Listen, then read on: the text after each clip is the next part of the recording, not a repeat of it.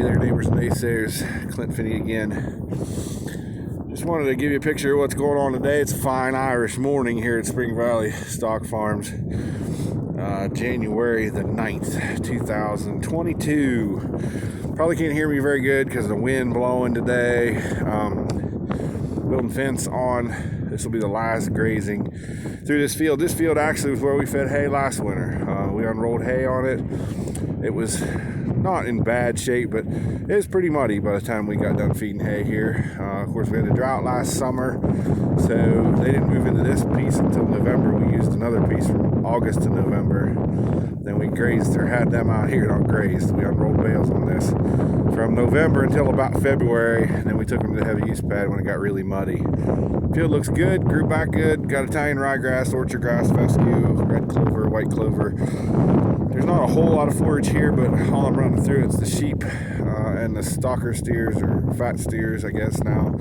Since the fattest of the steers have left, they're now the fat steers. But what I started this video for was today we're thinking about turning mistakes into opportunities. And by that I mean this field we fed on, it looked really bad last spring. My cousin's house is up the road here. He can see this field from his house. He said, man, it's a mess from where he was sitting. And we turned this back into pasture, and we still used it. We still got some grazings on it. We got some different ideas for this year, but the reason we're really thinking about turning opportunities or mistakes into opportunities is because if I pan here, you can see the road to where we're going to feed hay right now. We got caught kind of with our pants down here to this, for lack of a better term, this grazing or this winter season. We started unrolling hay, and then all of a sudden we got rain, and we got rain, and we got rain, and we got rain. And we didn't have our pad cleaned off from the year before, so we were kind of stuck. We always have a fall period to kind of spread some manure, get that pad cleaned up and ready for winter, and we didn't get that this year. So we had to continue feeding on what we had. And so I'll pan over here and show you. This is what it looks like. There's about a 2.5 acre patch here that we unrolled hay on. It gets slightly worse as you go up. Looks like a mess. It is a mess. It causes me great depression to have done that to a pasture field. Although the silver lining here is that field was solid fescue.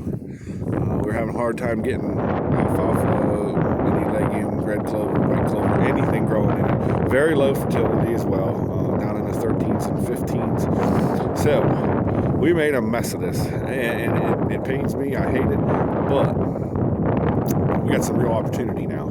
We can put Italian ryegrass, we can put orchard grass, we can put red clover, white clover.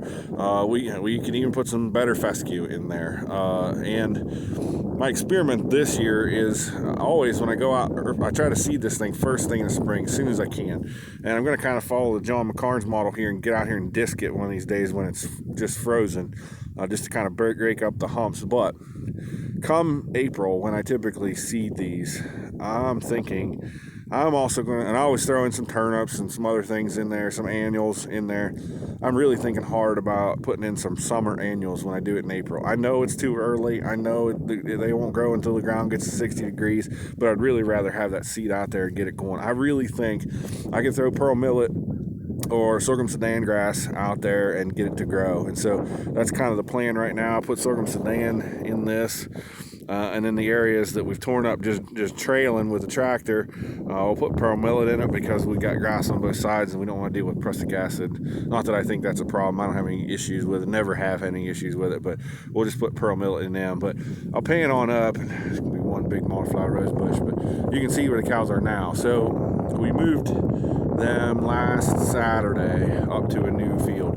We were going to get 1.5 inches of rain. That was New Year's Day. And we just decided, well, we got to move them up. That was our intent all along, was to move them to a new patch.